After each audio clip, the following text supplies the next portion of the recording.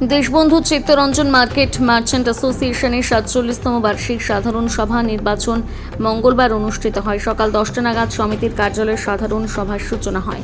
সভায় সংগঠনের সদস্যদের উপস্থিতিতে সারা বছরের আয় ব্যয়ের হিসেব এবং সম্পাদকীয় প্রতিবেদন পেশ করা হয়।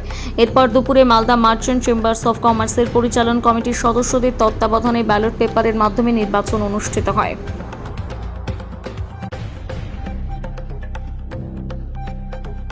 চিত্তরঞ্জন মার্কেট মার্চেন্ট অ্যাসোসিয়েশন 47তম বার্ষিক সাধারণ সভা আছে। বার্ষিক সাধারণ সভা ছিল, তার সাথে সাথে 2026 টু 29 এই বার্ষিক নির্বাচনী সভাও ভোটপত্রের মাধ্যমে ভোটদান হচ্ছে। ভোটপত্রের মাধ্যমে ভোটদান আমাদের সময় দুপুর 2টো থেকে বৈকাল 5টা পর্যন্ত চলবে। ভোট গণনা, ভোটদানের পরই ভোট গণনার পর্ব শুরু হবে। আর 47তম বার্ষিক সাধারণ সভা আমাদের 11টা থেকে অনুষ্ঠিত হয়েছিল সুষ্ঠুভাবে। দুপুর 1:30টায় শেষ হয়েছে। এবার ভোটে মনোনয়ন করে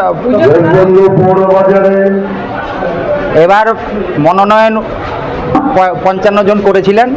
55 জনের পর স্কুটনিতে 10 জন বাদ হয়েছে। টোটাল 44 জন প্রার্থী প্রতিদ্বন্দ্বিতা করছেন। আমাদের 1 থেকে 6 নম্বর ব্লক, প্রত্যেকটা ব্লকে 1 থেকে 3 নম্বর ব্লকে 6 জন করে প্রতিনিধি,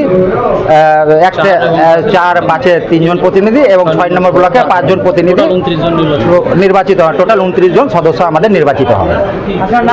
আমার নাম শঙ্কর সাহা, দেশবন্ধু চিত্তরঞ্জন মার্কেটের সভাপতি।